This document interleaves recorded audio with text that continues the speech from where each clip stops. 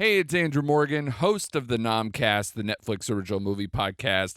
Each week, we review the biggest Netflix original movies with special guests from the film industry, the music industry, comedians, and of course, our fellow podcasters. Check us out on the web at nomcastpod.com. Follow us on the socials at nomcastpod. And most importantly, listen and subscribe to us wherever you get podcasts. Hit that beat one time.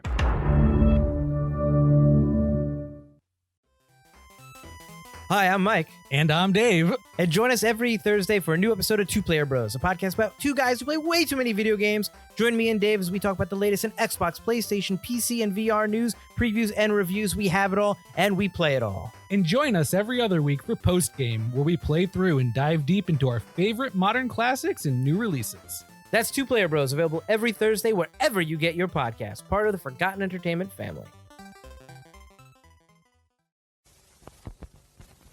Ladies and gentlemen, please notice that exits are conveniently located at the front and rear of this auditorium. When leaving the theater, we suggest that the exit at the front of the auditorium will allow you easier access to the parking areas. Thank you. No, you're gross. You know you're gross. I don't. Oh, whoa, that's not what we do here on FC. That is what I do. He's like adjusting himself in his car with the lights on. He doesn't even turn the light off in his car. Gremlins 2. Don't look it up. Don't look it up. Dads. Gotta love them. What have I done? Hello, I'm Mike Butler. And I'm Mike Field. And you're listening to the Forgotten Cinema Podcast. Each episode, we highlight a film that, for a variety of reasons, was forgotten by audiences.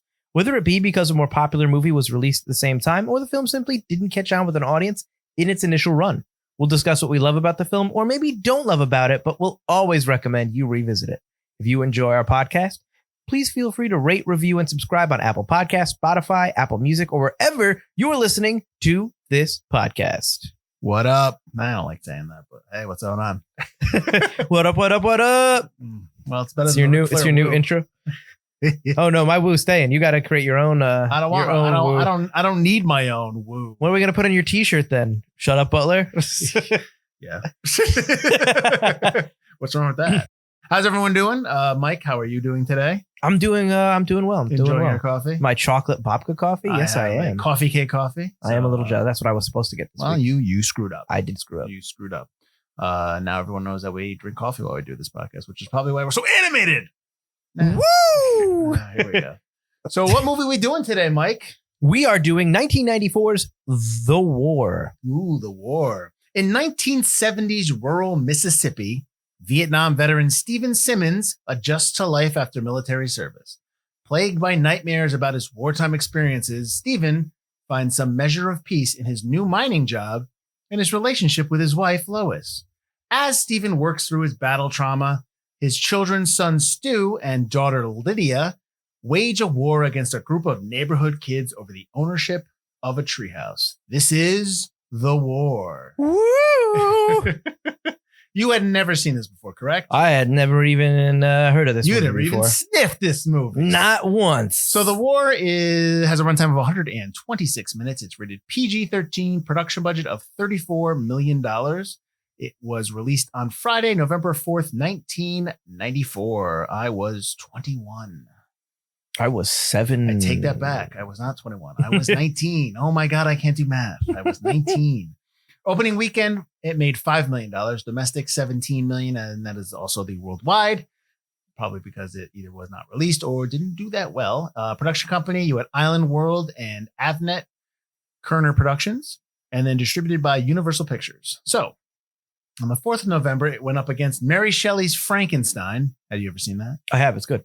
I know you've seen Double Dragon. It also came up against that. Of course I've seen Double Dragon.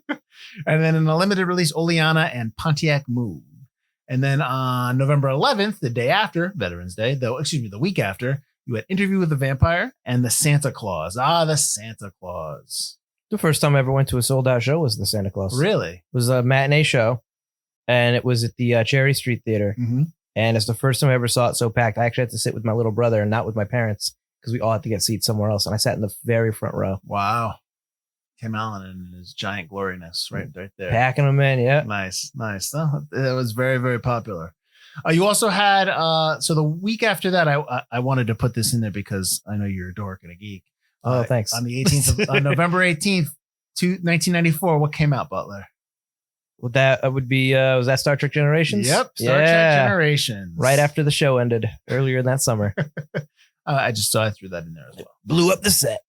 So the week before the war came out, you had October 28th, you had Stargate, very popular and not that bad. Silent Fall, not the Silent Fall video game one, the Richard Dreyfuss star Silent Fall. You were thinking Silent Hills. Excuse me, Silent Hill I was thinking, but the movie stinks anyways. Squanto, A Warrior's Tale, and The Road to Wellville, and you also had a limited release of Drop Squad. And I'm sitting here writing these notes and I'm going, why does this sound familiar? Because I know I've talked about Drop Squad before on the podcast, and that is because on the 26th, which is the Wednesday, you had The Last Seduction, which is an episode we did a while back. So yeah, that's why I was like, I know I talked about Drop Squad because like, why not that? And so I started going back through like the website, and then I noticed it. So I've actually seen a surprising amount of the films you listed. Good. That's good. Yeah. That's good to know. It's good to hear. Yeah, well, we're also in the 90s. It's not like the 90s is that far from us. So right. Yeah. This movie was directed by John Avnet. He had done Fried Green Tomatoes. If you watch the trailer for this movie, that's all they talk about in the trailer. From the director of Fried Green Tomatoes. And they said it like 3 times in the trailer.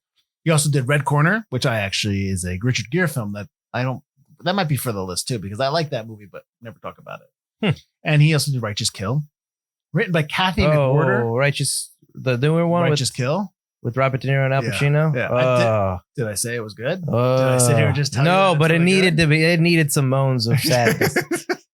Written by Kathy McWhorter. Her other credits are she has nothing else. She has no other credits. But don't laugh because I have a note here. So in 1990, Miss McWhorter sold a script called The Cheese Stands Alone to Paramount for $1 million, and that at the time was the highest fee ever paid to a female screenwriter, which I thought was pretty cool. And also the fact that, and in the article I was reading, she had a couple of the scripts that were sold and none of them came to production. You saw none of them. You just saw this one. It's like, that should tell you what it's like to quote unquote break through in Hollywood, or, there's tons of scripts are sold that you never see the light of day. Just amazing. Just pretty. I thought to a match. What are you? I'm a screenwriter. What have you written? Nothing you've ever seen. That's the thing. So so when I sit here and say Kathy McWhorter is a screen credit and then her other credits are nothing, that's a misnomer because that's not true. She was doing stuff, but it never made it to the screen, which is it's unfortunate. It sucks, but it's the business. Did she ever do any? Because I also noticed she didn't have any screen credits, but I didn't look into. Did she write any books or anything like that afterwards? I didn't look into any kind of novelization. Okay. No. But I mean, maybe. She made $1 million. So, I mean, hopefully she invested it well. She probably, set. Oh, I'm thinking, she's set, but, No, I hear you. No, it's. I wonder if she dabbles. It's just, the business, I guess. Cinematography by Jeffrey Simpson. He has done the 94 Little Women at Fried Green Tomatoes as well, and the movie Shine. Composed by Thomas Newman. We've talked about Newman before in his 15 nominations. He's more recently, he did 1917, The Little Things, and tons of Pixar films. Edited by Deborah Neal Fisher. She is recently she edited Coming to America, the sequel. Coming to with the numeral 2 America. I'm excited for it. I am too. I mean, I'll know if it's good by the time this comes out, probably, because I think it's out by the time this is out. Is it on Prime I Video? believe so, yeah. She's done the Hangover trilogy and the obviously very popular horror movie Dr. Giggles. Avnet produces as well, so I wanted to get some credits that he had produced that he did not direct. That maybe you didn't know he produced. He produced Black Swan. He's done the Mighty Ducks trilogy, the movie Less Than Zero, and Risky Business. And then his partner in this movie, in terms of producing, with Jordan Kerner, has done the Smurfs. Again, the Mighty Ducks. I think Kerner is doing the Mighty Ducks TV show as well. That's coming out on Disney Plus, and the 1993 version of The Three Musketeers with Kiefer Sutherland's in that. I haven't seen it since I was younger, but I really liked that movie when I was younger. I like the swashbuckling. It's got some action. Yeah. It's got some decent action. It's funny because I think not a lot. If you haven't seen The Man in the Iron Mask, you don't realize that it's about the Musketeers. Right. Yep. But I do like that one as well. That is good. And I didn't realize that was a Musketeer story either. Right. And then I was like, oh, that's the Musketeers. Yeah. It's weird. It's weird that because I'm trying to remember even the trailers for The Man in the Iron Mask. You didn't really get that it was. No, they really hide that. Well, they also really focus on Leo aspect. But of the it. Musketeers are older, so they're supposed to be like towards the end of, I guess, their career. Yeah. Quote, unquote. Yeah. So, but anyways, let's get to the cast. You have Elijah Woods as Stu. Stu Simmons, excuse me. All the last names are Simmons here, the family. So Elijah Woods plays Stu. Obviously, you may know him from The Faculty, The Good Son, Sin City, and of course, he was in Back to the Future 2. For those who don't know, he's at the video game. I like that you skipped the Lord of the Rings. I mean, everyone knows he's from The Lord of the Rings. Come on. He's also from Wilfred. I don't watch that show. I know. Wilfred was really good. Well, you don't like The Faculty? I love The Faculty. Okay, well, then there you go. What's wrong with that? You don't like The Good Son? Everyone in the movie rooted for him in The Good Son. If Kevin Costner as Steven, he has won an Oscar for Dances with Wolves. He's also Mr. Brooks. That's an episode we did. Yeah. Amongst other big films, he's also more recently did McFarlane USA, which is a movie that I think is pretty good in, but people don't talk about. Mare Winningham plays Lois, his wife. She was nominated for an Oscar for Georgia. She's also in St. Elmo's Fire and more recently News of the World. Lexi Randall as Lydia Joanne. She's done The Long Walk Home, The Stars Fell on Henrietta, and that's pretty much it. She doesn't have too many credits. I think she just kind of, her friends Elvadine is played by LaToya Chisholm and Amber Charlotte Julius. This is their only credit, so I guess they just one and done. They didn't, work for the biz. Yeah, a lot of the children just seem to have. There's a couple of them that stayed on. Yeah. Obviously, there's a more famous. I'm getting there. Yeah, I'm getting there. You're talking about Lucas Black? Yeah. Yeah, okay. But I noticed that a lot of the kids, I was like, wow. Well, they must have just got kids that, yeah. I'm surprised that no one stayed on and got caught the bug. You know what I mean? I'm surprised that LaToya, who played Elvadine, did not. Because I thought she was. Yeah, she was really good. Yeah. And I was very surprised that she was just kind of like, nah, I'm done. I thought both of Lydia's friends were good. I mean, the Dirty Lip Nickies, I didn't really know. Some of them, they're fine. They all were good. Yeah. They all weren't where they were like, oof, man, stop. Like, it was just like, you could see in other stuff. Yeah. Yeah, it happens. But so the two Lip Nickies that I singled out were Christopher Fennell as Billy, who's one of the older kids. He's from the American Gothic TV show and the movie Cold Mountain. And then Lucas Black that Mike was talking about. His name is Ebb. I mean, do you think one of the other Nickies' name was Flo? Ebb and Flo. People know him from Fast and Furious Tokyo Drift. He's also in Sling Blade. Mike's going to tell me he's in X-Files, which I know. Yep. He's also in the American Gothic TV show. So was Christopher Fennell. Oh, X-Files? Yeah, I know. Yeah. I got you. Yeah. So Lucas Black is also in the NCIS New Orleans show. Do you know that's got 125 episodes already? That's like already into their like 6 I'm not surprised. Yeah. Holy crap. Syndicate the crap out of those. Those Wow. are popular, even though it's the same thing every episode. And then you had Mr. Lipnick. Well, everyone loves procedurals because it's comfort food almost. Comfort television. You know what you're going to get. The good guys are going to win. It's a good story. I get that. That's what it is.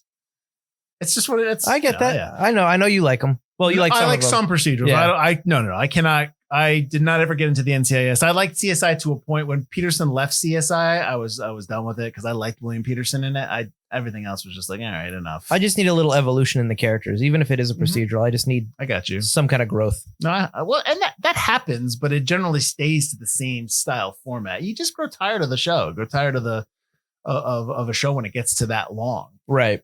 I think we talked about a couple episodes ago what NCIS was into its like 20 season or something like that. I'm just like, I don't know how it just does well, but that, I couldn't stay with it that long. Because old people just have it on All right. CBS. You're going to get there too. Man. You're going to get there too. Let's not crap on old people. Okay. I'm not going to get You're old. crapping on I'm going old. to freeze myself before I get there. I was going to say, you had Raynor Shine as Mr. Lipnicki, the father. He's in Lincoln, my cousin Vinny. And then I know him from The Landlord and Ace Ventura Pet Detective. Christine Baranski as Miss Stratford.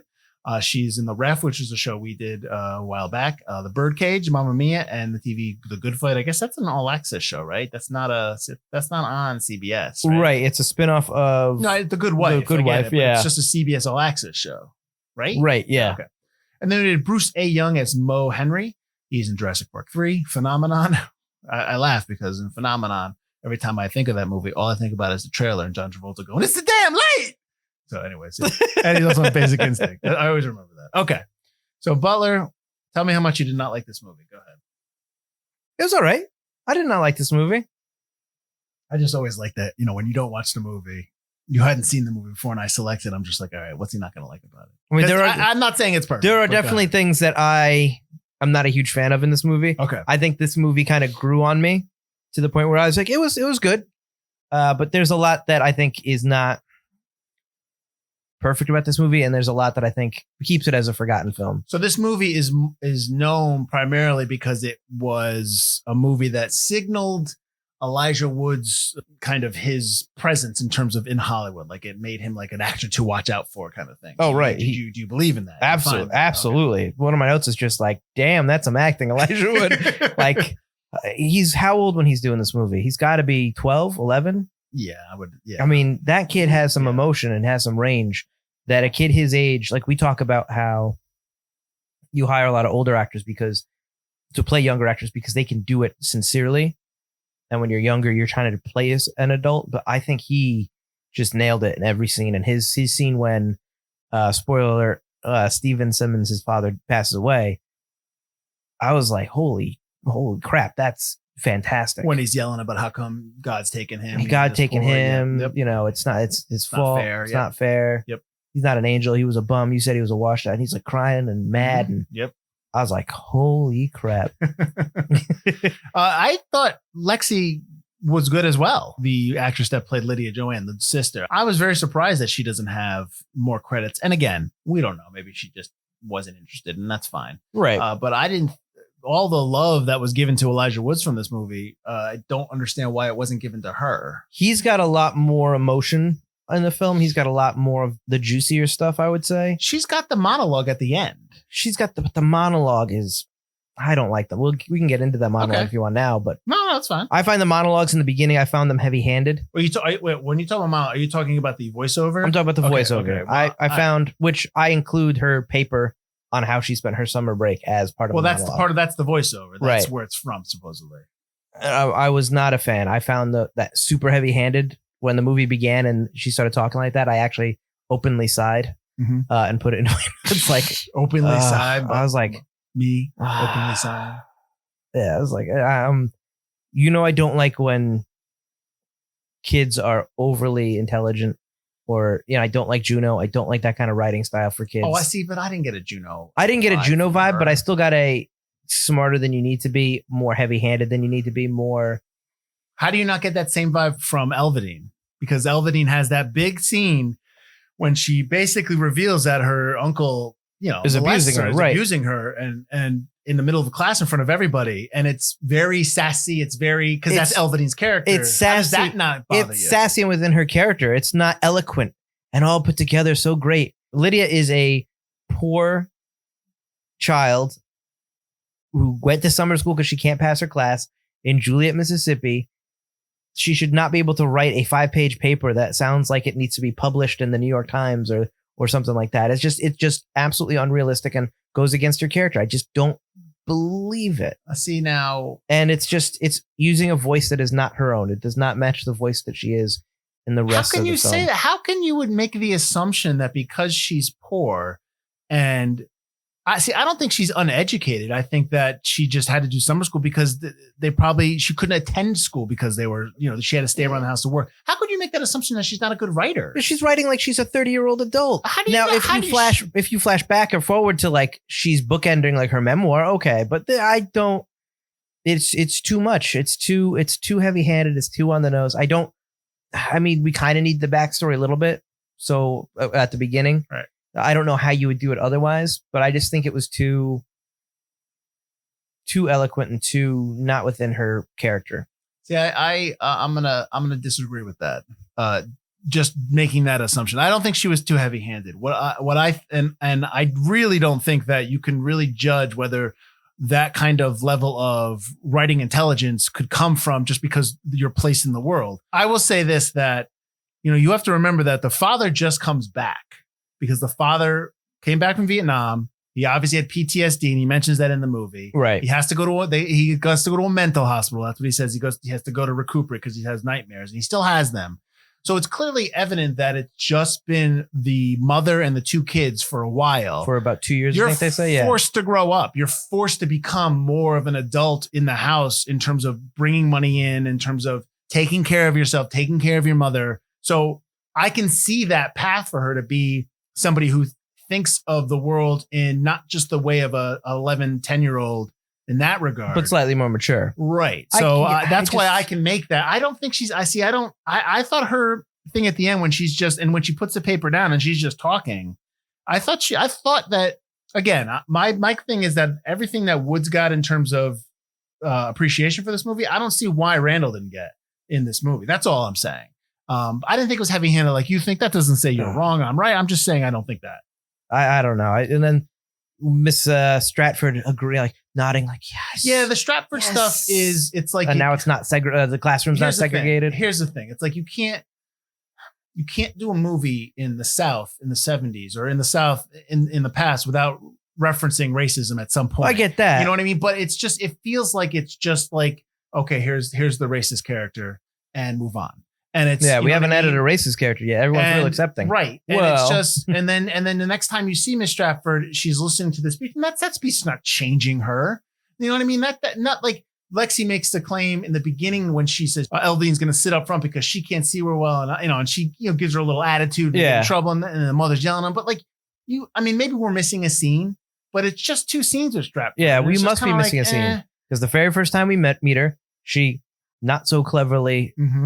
Puts each black child in the back. Yeah, because she's racist. Exactly. And then you see that all the black kids are looking around like, holy crap, did she just really do that? Yeah, but here's the thing. They're not, see, that's the thing though. Let's you're thinking of it as it's 2020. This is 1970. Well, they're accepting it, but they're looking at each other. They're not accepting, they're just like, here they're we just, go. Yeah, exactly. They're like, really? I thought the best thing they did in this movie when they addressed race was when Lydia says the N-word. Yep. And she says it because she thinks that she's just friends with Elvedine, and Elvedine gives her shit for it. And she says, "You can't say that," and you're not my friend apologized. anymore. Yep. But it's like I'm sitting there going, "Wow, they're actually having a conversation where it's believable, it's understandable." She made it, you know what I mean? I like that scene a lot. Yeah, and she takes her ring back from her, but then she gives her the ring back when she stands up for her in class. I thought that stuff, the relationships between the girls, I thought those were really done well. No, that they were really, really great. And that's why I don't know. I mean, we needed Miss Stratford to be who she was to get to that point, to get that end point where she gets the mood ring back.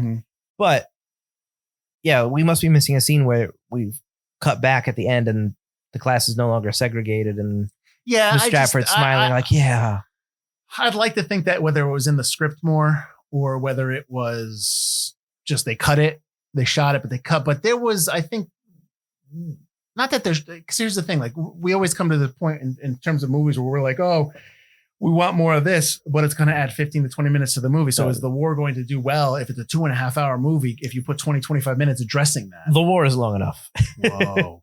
But I just, so it's kind of like you want it in there, but you understand if it was cut for pacing, but right. Why don't you, because you've already made several references to your dissatisfaction with the storytelling in the war. So why don't you explain your biggest bugaboo about the war's kind of story overall? What are they? I mean, I get the theme, but I think it's a little all over the place. What's the theme? The theme is like make love, not war. That war doesn't solve anything. War doesn't solve anything. Love solves problem. Acceptance solves problems. Hate and violence is not the answer. And that's a great theme. And I think in some scenes, they do play it really well. And I do like a lot of the moments with Stu and Steven talking about that kind of stuff. Right. But the whole time I'm thinking, who is this movie for? Kids? Adults? It's whoever needs it. Yeah, I just... Whoever needs to hear this lesson. Are we doing a story about Stu and Steven? Are we doing a story about the kids in the tree fort? Are we doing a story about Lydia and her friends? And it's not like these stories aren't intersecting. I can't say they're like separate stories that don't go anywhere. They don't wrap them up.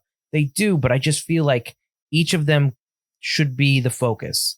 And by having 3, it eliminates the focus on the other ones and kind of lessens the story. And I find that the treehouse parts at the end are a little much to the point where it really kind of took me out of the film a little bit. I was like, wow, now we're doing a Home Alone shtick. And that's kind of, and that's more for kids. And like, but it's not really a family movie. And well, you also have we haven't talked about the Lipnickies real well, but the Lipnickies are the enemy. They are the antagonists to Stu's, they're the bad kids. Right. I get that. Yeah, they're dirty. They're really dirty. Billy's really dirty. But yeah, so I should say everybody's dirty in this movie. Everyone's just grimy and dirty and they probably stink, but I get it. You're in the deep South, poor South. I mean, I think that when you're watching this movie and you're 90 minutes into this movie, 100 minutes in, and all you have to deal with is the Lipnickies like constantly berating Stu or being a thorn in Stu's side and just being bullying and right. You want you really want to get back at them. You want that.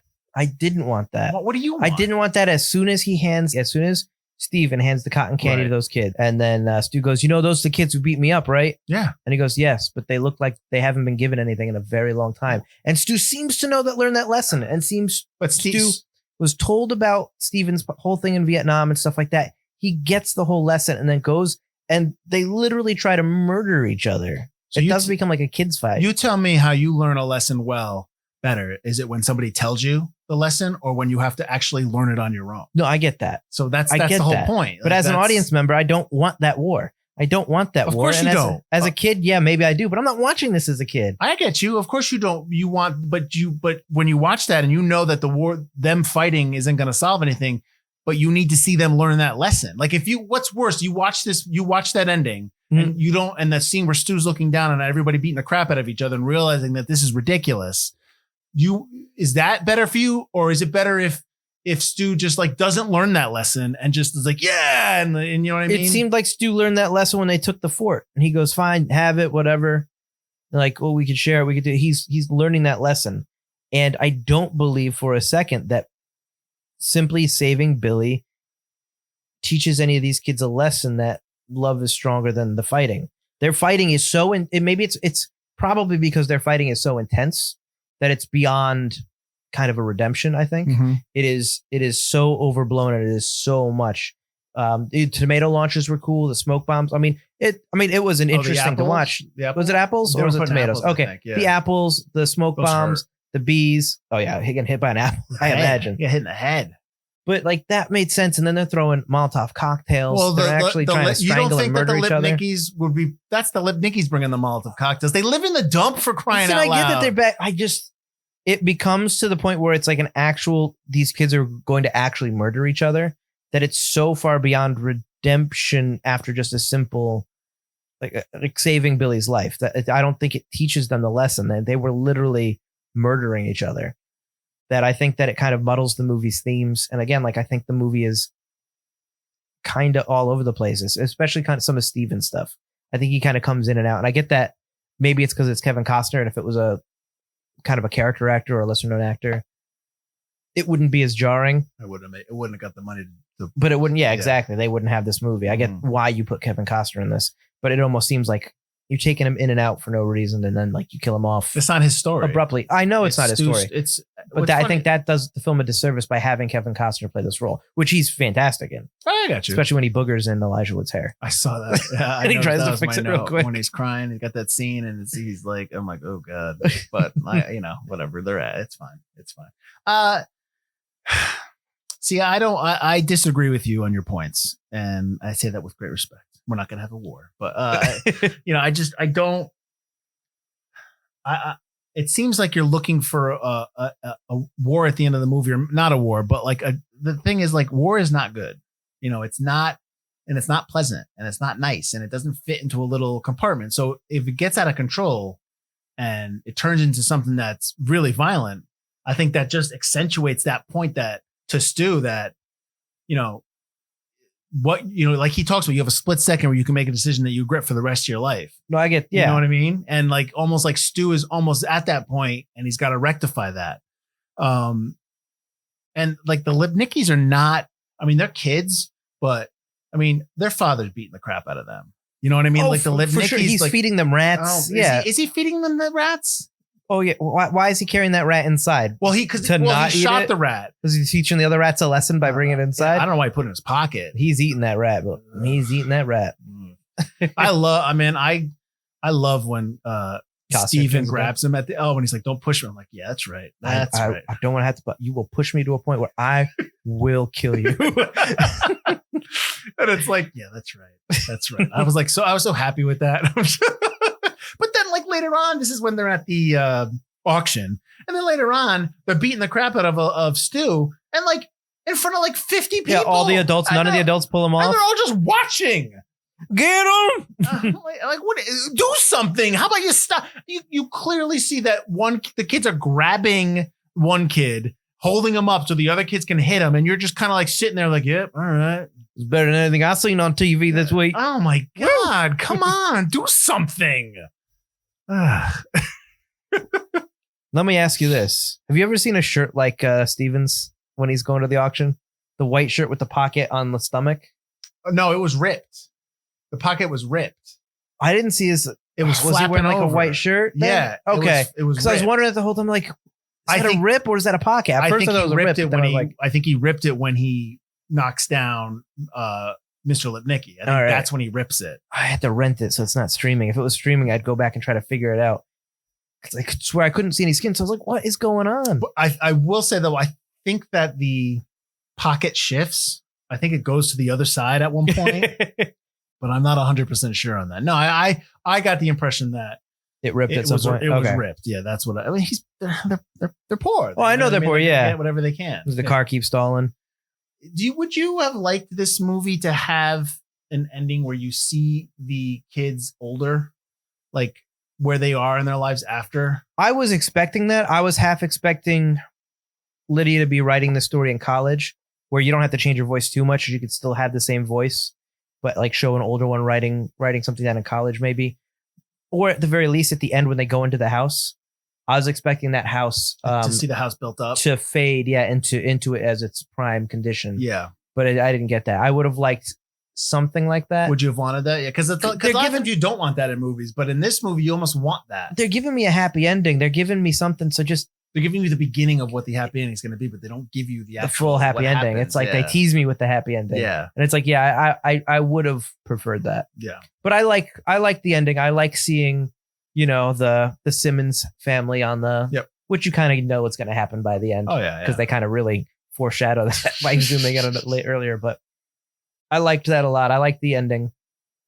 It's a little sappy. It's a little perfect. Other than the dad being dead. they get a break, but it's nice. Yeah, they finally get a break after you watch them just lose everything over and over and over. So it was nice to see that. Well, like he saves Mo. He saves his life because he's that you knew that something like it makes sense when that happens, because obviously one of his greatest regrets is that he leaves his friend behind who's dying because he can't get on the chopper at the so he needed to redeem himself. Yeah, he wasn't going to leave him. He wasn't going to make that choice again. Yeah, you just leave me. I can't. Right. But but then you don't see Mo anymore. And I was expecting Mo to kind of be part of the family. Or he to help out and just, even if he's just checking in, just to kind of like say, help him build the house, maybe something. But like you don't ever see him again. So that was a little bit of, I kind of wanted to, not that I need him to be like, you need to say thank you, but I just kind of see what that relationship would go in terms of his staying relationship in with the the family. Yeah, that's all. No, absolutely, I agree with that. I was like, oh, when that rock hits Kevin Costner's face, right in the nose. Even if that was foam, just filming the scene, that had to have hurt. Costner was probably like, oh my God. Put it right in my face, John. I don't care. Yeah, his nose flattens. Do it.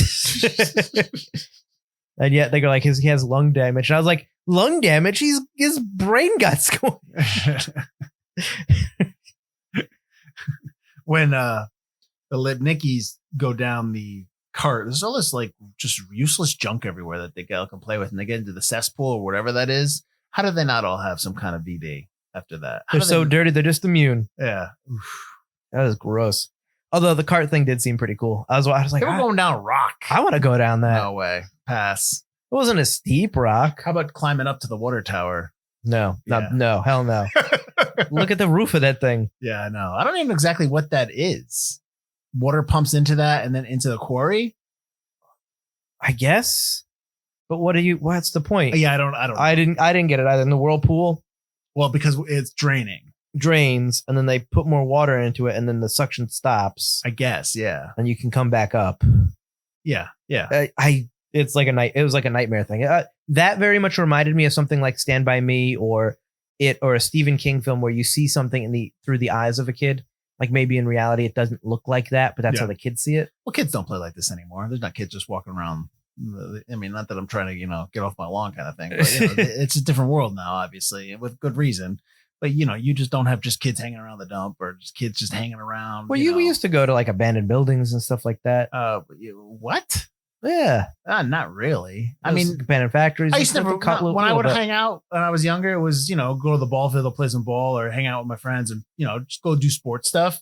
I wasn't like, hey, let's go check out this abandoned yard or anything like that. Sometimes I did.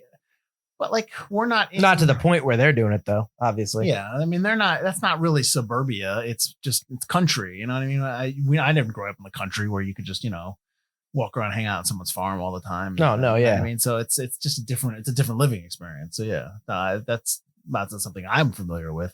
I love one of my favorite moments is when Elvadine pulls out the cigarette at the kitchen table and she starts lighting it up, and Steven's like, "How you doing, Elvadine?" Yeah, he's just like, "What's going on?" Not great.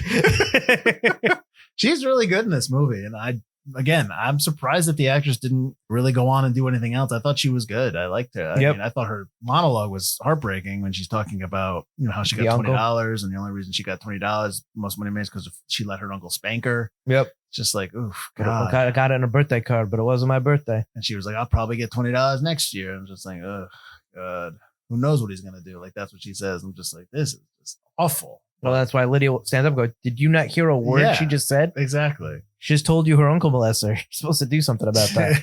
And she did nothing. Bowl full of cherries. I also like when they're going to the junkyard and Elvadine is like, "He's going to shoot us. Because if I was him, I'd shoot us. And if I were white, I'd aim for me." Yeah, exactly. Yeah. Well, she knows the score. Yeah. It's ridiculous. So they pay Billy and Dime. I love when they pay Billy and Dimes.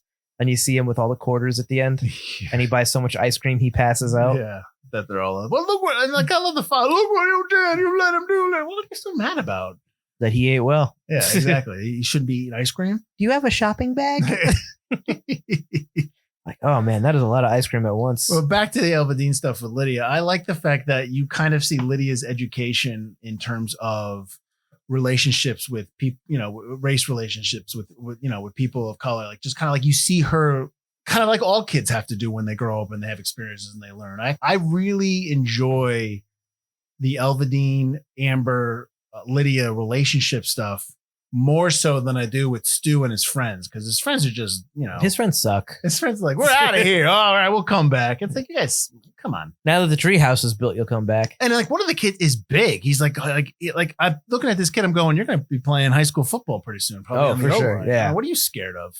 But I don't know. I just like the girls' relationships, and there's a lot of stuff in there that is more, I guess, meaningful in terms of growing up, meaningful in terms of, as you get older and learning, values of life and values of just kind of like being a decent person, rather than the boys are just being, and that makes sense because girls mature faster than boys, because boys are just kind of like, "Oh, we're all going to build a fort," and they're whatever. Yeah. And Stu is obviously forced to grow up because Mike, because of the situation, as you allude to, like with father that. Yeah. passing away, and he got that moment. So yeah, you get that. And Steven is always trying to teach his son lessons throughout the film as well. Right. So he actually gets these lessons. He gets these war stories that you don't normally tell a kid that young. Right. And I also feel like Stu is with Lydia enough that Stu kind of gets a little bit more mature as well, just by proxy. I just think because he's with the three of them. I just think, again, going back to what I was talking about earlier, was that because the father's been away for so long in a war, and then they have to be together. I think they have to be mature in terms of taking care of their mother and helping around the house and whatnot, and just understanding that, they don't have a lot and they have to value what they have. Friends being one of them. I think that they're forced into that. Right. But it's funny. And again, I'm going back again to what I was saying before, but this is usually in movies, you don't really want to see like, oh, how did they turn out? But in this movie, I do. And I really wanted to see like, I was expecting like an American Graffiti type. Stu went off and did this. Oh, maybe. Something where you wrap up what happened to their characters. I would have liked to have seen something where maybe they come back for Christmas or something, or the holiday, and to visit their mother, and they're older or something. Like you see all the adults, the adult versions of, right, and they have their own kids and stuff like that. I don't know. I don't know why. Stu's got a son named Steven. It's just such a harrowing summer. The summer is just there's a lot of stuff they deal with. The loss of father. They had this giant fight with the Lipnickies. They have these life lessons they had to learn. They had the combat racism in the classroom. Just like you just think through all of that, you wanted to see how they turned out on the other end. Maybe, maybe I shouldn't have to be able to see that. Just the fact that they get the house in the end, that should be good enough for me. So maybe I should, okay, exactly. fine. Be happy with what you got. Lipstick and rouge, I got you. Start writing the war too. No, I'm not. No, absolutely not.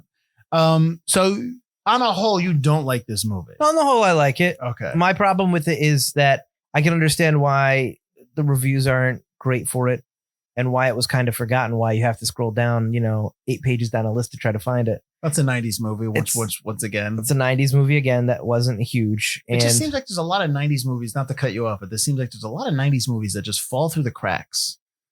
Yeah. If you're not like iconic like Scream or some of the other horror films during the 90s, or like The Fugitive or In the Line of Fire or something like that, or even Interview with the Vampire, if you're not like one of these, you know what I mean? I feel like those have clear audiences, and the movies that we're having trouble with don't have a clear audience. Like, who is this movie for? This isn't a kid's movie, but it is kind of a kid's movie. Do you think that the 90s is a decade that is when more features, more films were being produced like than previous decades, like 80s and 70s? So, for instance, sure. like, you're used to opening on a Friday night with 3 or 4 new movies, maybe sometimes 5. In the 80s, that's not like that. But in the 90s, that's kind of where you started getting that. Do you think that that's why we see a lot of these movies in the 90s that you don't hear from anymore? I think that's the case. I think that in the 90s, they started to do films that had the presentation of a bigger film, but had the slow burn or the presence of a movie from the early 80s or the late 70s. Those kind of slow burn. It's about the theme. It's about the characters kind of a movie where it's not flashy. And the 90s is kind of a mix of that, where it's not just who is this for, but it's not something that people are digesting now, because they're just simply a movie like The War doesn't get made today. It is a very different movie. Well, that's a focus group. That enters. Well, yes, and that also enters the discussion of how the $20 to $80 million movies have disappeared altogether. You don't have those. Right. That's all part of that. Absolutely. I think if The War got made now, I think it would be a different. It would be a absolutely. Different They'd have shown it to Universal Pictures. They'd have gone into a focus group. Someone would be like, "I wanted more Costner," or "I wanted more of the kids being kids," and they'd go back and refilm it. And maybe kind of, even if that wasn't the story they're trying to tell, that is the story they would cater to. Listen, I get it. I know that we talk about analytics a lot in terms of just the podcast itself, right? Off mic, as you were, and you want to try to study trends and try to find like where your audience is, but to me, focus group's an F word. And you know what I mean? Like, I don't like it. As a creator, I wouldn't want my movie or my story to be focus grouped into something else. You know what I mean? Like, I got to cancel a meeting for next Friday that I got. No, I just, you know what I mean? I just, it's one thing to sit around and talk about an industry in terms of talking about like how what you want to do, what you want to like, or a new app or a new service. That's different. But when you've told somebody to make a story and you already have a completed story, and then you're going to be like, "Oh, that's great. Thanks. We're going to show it to these 20 people now. And if they don't like it, you're going to change it." That's stupid. Right. But that happens. I know. Absolutely. But it's still stupid. You don't get this movie. The only movie I can think of that's kind of like The War in terms of how it's presented is like 3 Billboards Outside of Ebbing, Missouri. Mm-hmm. That movie did its own thing. There's no way focus groups liked a lot of that movie, and yet they presented it. And that movie is absolutely fantastic, I think. But that movie is one. You get maybe 1 or 2 of those movies a year now. I know, and that's the 90s. I think you used to get a ton of them. Yes, and I think that's why bothers The War, me. Yeah, that bothers me because then what ends up happening is with focus groups and what ends up with when you have all these cooks in the kitchen kind of or you take the strangers to tell you how to make a story, you get the same thing. You get the same type of story done the same way. And it's absolutely, after a while, you just lose. It's not that you don't like them. It's not that you're just like, "Oh, that movie's no good. It's stupid." But you get desensitized to it. And that if you have 10 movies and they're all the same, but there's that one movie that's really done well, it doesn't matter because you lump it within all the other 9. Yep. And it has no impact on you whatsoever. And that's why I think it's, like, let me ask you, like a studio like A24, where they did The Witch and they've done a bunch of stuff. Yeah. Do you think they focus group their movies? Do you think Midsummer was focus grouped? Absolutely not. Exactly. So it's like, they're giving that guy what? We just talked about it on the last episode that was released. I know. But he's doing what, a 4 or 6 hour movie next. Right. They clearly didn't care because a focus group was going to go, well, that's too long, and it is. But they're still doing it because they just want creators to create, and that's awesome. I love A24 movies, even if I don't like them. I respect the hell. I can watch a movie, and if I'm like, I don't like it. It wasn't a big thing, but I can still say, but they were able to do what they wanted to do, and I respect that. And Absolutely. and I got nothing negative to say about that. I'm always interested in an A24 movie, even if the trailer I go, meh. Yeah. I still kind of want to give it a shot because it's going to be different. Yeah. So, I don't know how we got off on Because we were wondering wondering why this was forgotten and what I thought of this movie. I agree. I think, But overall, I do really like this movie. I think the acting is absolutely fantastic. I think there are a couple of kind of heartbreaking moments in the film. There are a couple of fun parts. There's some comedy in there as well. There's some lightheartedness that I enjoy. I enjoy, again, that this is a 90s movie that you don't get very often. Yeah. I talk about the heavy-handedness, but that really is only at the beginning and the end. The rest of the movie I did enjoy, and it did hook me in. Does this movie make you want to see Elijah Wood in more dramas and less? Do you think Lord of the Rings hurt him? I mean, not financially. Financially, it helped him a lot. But and I know he's a big horror guy, right? He's a big horror film. He's a huge producer now. Okay, but he's making a lot of his own stuff, which is fine. Which is perfectly. Did it hurt him? I don't know, because he's got a British accent. He's all done up. He's not exactly the same person he is without of makeup and hair. Yeah, but it's a fantasy. Did it hurt movie. Viggo Mortensen? Did it hurt? I don't know if Lord of the Rings really movies. Viggo Mortensen, you've seen him in The History of War. I'm sorry, The History of Violence. Eastern Promises. Like I get that. Yeah, I'm saying like. But these movies came. Some of these came after. You see Elijah Wood in this movie. I mean, don't you want to see him in more stuff like this now that he's an adult and you know that he can handle that? For sure. Yeah. I just don't know if he's interested. That's what I'm saying. Yeah. That's perfectly a good case can be made for that, and that's fine. I think there's also the case, and I didn't really go into his filmography to see, but he's not in a whole ton of stuff. It seems that like big name stuff until Lord of the Rings, and then afterward again. It seems like he kind of fades off a little bit, comes back. That might just been him a whole time. And I'm not looking upon that negatively. I'm just curious, Like I said, he's really good. I know you don't want to watch Wilfred because it's a guy in a big dog costume, but that's a very emotional show that Elijah Wood does have a lot of range in that too. I already know how to end. He's a suicidal, depressed, guy the whole time, and he's got a lot of issues, and there's a lot of emotion in that. It's really a drama with comedy. I'm watching Star Trek Next Generation. Enough with the suggestions. I don't know if you'd like Wilfred. Well, I'm just saying that. Here's the thing. I've suggested plenty of movies and shows to you, and you don't watch them. I'll get to it. So don't start suggesting shows to me. But I just never was interested. I saw a couple episodes and I was just like, I think that shows his range too. But I think he does what he wants. I think he really likes stuff like The Faculty. Those kind of like horror movies. The Faculty, you're doing The Faculty because it's the early 90s. It's Kevin Williamson. It's Robert Rodriguez. I think huge film. I think that might have gotten him into where he is now, where he's doing horror movies. That's what I'm saying. Well, I think he likes horror movies. I think it's very evident that because wasn't he in the remake of Maniac? Mm-hmm. So I mean, he's doing them because he likes them, which is fine. What I'm saying. Yeah. That's his thing. No problem with that. Yeah. All right, Mike. Where can everyone find us? That's great. I'm just kidding. You can find us at ForgottenCinemaPodcast.com or ForgottenEntertainment.com, as we are part of the Forgotten Entertainment family. You can also find us wherever podcasts are available. Clearly, you're listening to us, so you found us. Please rate, review, and subscribe. It really helps us out a lot. You can also find us in the social medias at Forgotten Cinema or Forgotten Cinema Pod, depending on where you are. We post stuff every weekday, and we post fun little commercials every Thursday about the episodes that had just come out. Go check those out. And we've got a lot of stuff in the pipeline. Just keep an eye on Forgotten Cinema. You'll see what's going on. I don't know. You're going to do some big teasing stuff there. Nice. I don't know what's coming out or anything. I'm just letting people know there's stuff in the pipeline, which may or may not be out by the time they're listening. That's what the 30-second ads are for. We can always just put our own ad. That's when you get specific. Yeah. We can always just say, hey, wait till the end of the episode where you got an ad announcing something new we're doing. Boom. See? A sponsor that paid us a lot of money. Whoa. All right.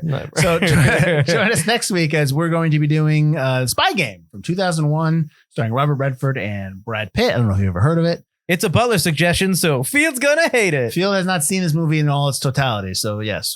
It's got Robert Redford in it, though, so at least I do like Robert Redford. One part Field will like. I do like, and his doppelganger, Brad Pitt. So that's next week's Spy Game. Till then, I am Mike Field. And I'm Mike Butler. This has been Forgotten Cinema.